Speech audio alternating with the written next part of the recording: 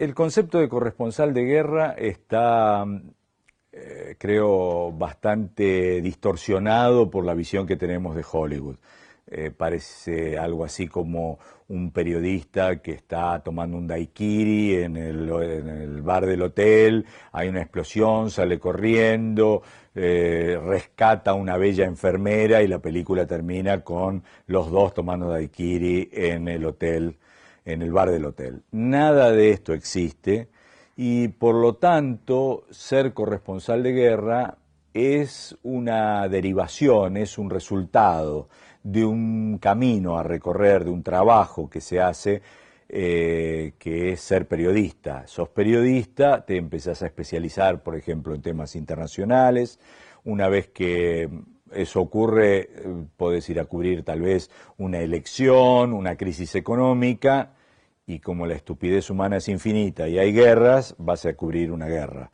Pero yo no diría que existe como tal el oficio del corresponsal de guerra.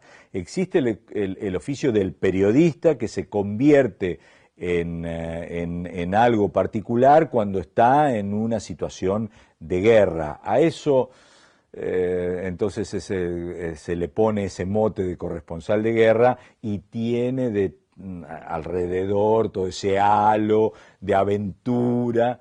Y nada de todo esto existe. Existe un periodista que va a un lugar donde ocurre una situación de violencia extrema y que trata de obtener la mayor cantidad de información posible, cómo se pueda en esas circunstancias, y transmitirla a sus lectores, a sus televidentes, radioescuchas. Pero es solo eso. Yo creo que existen los campos de batalla en todos lados, pues están al lado tuyo. Si en la esquina de la casa donde vivís se instala un grupo de narcotraficantes que está vendiendo drogas ahí en la esquina y convierte eso a la zona en un lugar peligroso, tenés un campo de batalla en la puerta de tu casa. A veces esto ocurre a metros de las redacciones y no los vemos. No es necesario ir a Medio Oriente o a Asia para encontrarnos con el lugar donde se pueda desarrollar un tipo de periodismo, un tipo de narración. Lo podés hacer en todos lados, todos los días, y tiene que ver con esto de cómo interpretás la profesión. Si uno la interpreta como el hecho de que tiene que ir a buscar una historia y contar una historia de la mejor manera posible para que llegue a tus lectores, y si eso se realiza en un ambiente violento como el que vivimos prácticamente a diario en la mayoría de las grandes ciudades del mundo, bueno, es eso te convierte en un buen profesional, en un buen periodista, en un buen cronista que va a buscar esto y trata de contar la historia de la mejor manera posible. Sí, yo creo que para hacer una cobertura de guerra o una cobertura en un campo de batalla, más allá de que sea un conflicto armado entre dos ejércitos, puede ser la narcoguerra que se vive en México o cualquier otro conflicto violento que ocurre en el mundo. Yo creo que ahí uno tiene que ir de la forma más abierta posible, nunca vistiendo el uniforme de ninguno de los bandos en conflicto, y cuando me refiero al uniforme no es solo utilizar una camisa o un saco como lo que utiliza algún soldado de un lugar, sino no comprometerse con ninguno de los bandos en conflicto, tratar de observar lo que sucede allí y tratar de contar lo más cercanamente posible lo que pasa en el campo de batalla sin inmiscuirse, porque si uno toma partido, evidentemente lo que va a encontrar es una propaganda. Esto ocurrió muchas veces en la historia y no quiere decir que no ocurra, e incluso que no me ocurra a mí cuando yo veo que matan a un chico o a familias enteras adelante mío prácticamente o unos minutos antes de que yo llegue a un lugar y eso no me provoque digamos, un sentimiento que va a estar volcado probablemente en la nota, pero creo que hay que intentar tener un equilibrio fundamental en estas situaciones, obviamente en todas, cada vez que hacemos periodismo, cada vez que vamos a buscar una historia, cada vez que queremos contar una historia, pero muy particularmente en estas situaciones hay que mantener un equilibrio bastante particular para no inmiscuirte en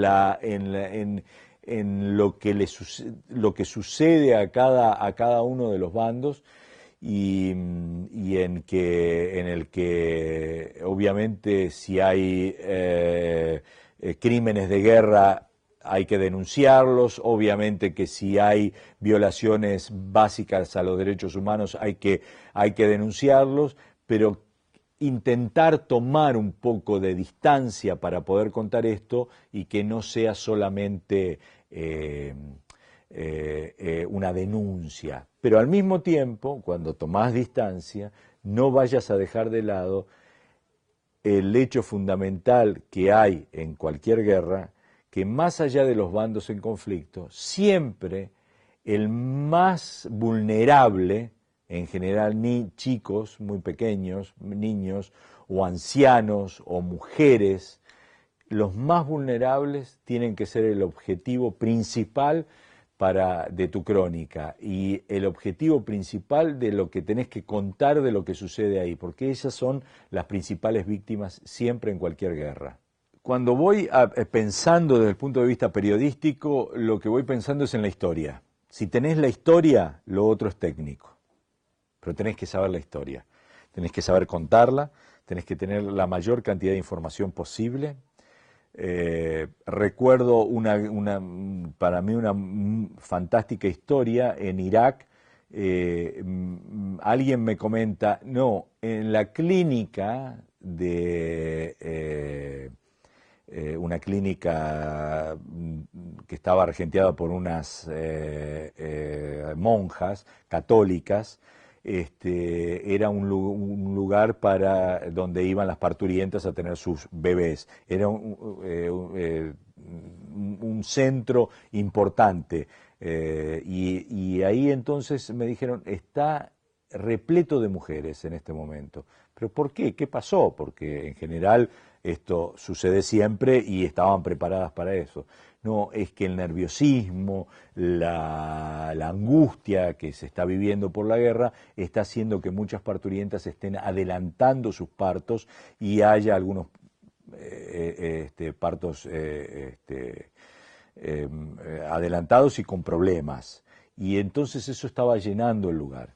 Cuando llegué, no solo comprobé esto, sino la falta prácticamente de elementos que estaban teniendo en ese momento ante esto y la cantidad de mujeres que no solo iban a tener sus hijos, sino también a desplegar allí la angustia que sentían ante la guerra y iban a intentar revisarse porque lo más importante, obviamente, para ellas era mantener a ese bebé, que esa era la única esperanza que tenían. Todo lo que había alrededor era muerte y destrucción. Esta, para mí, es la historia central de la guerra y no si el MiG-25 lanza la bomba H-432 y la cuarta división avanzó hasta otro lugar o no.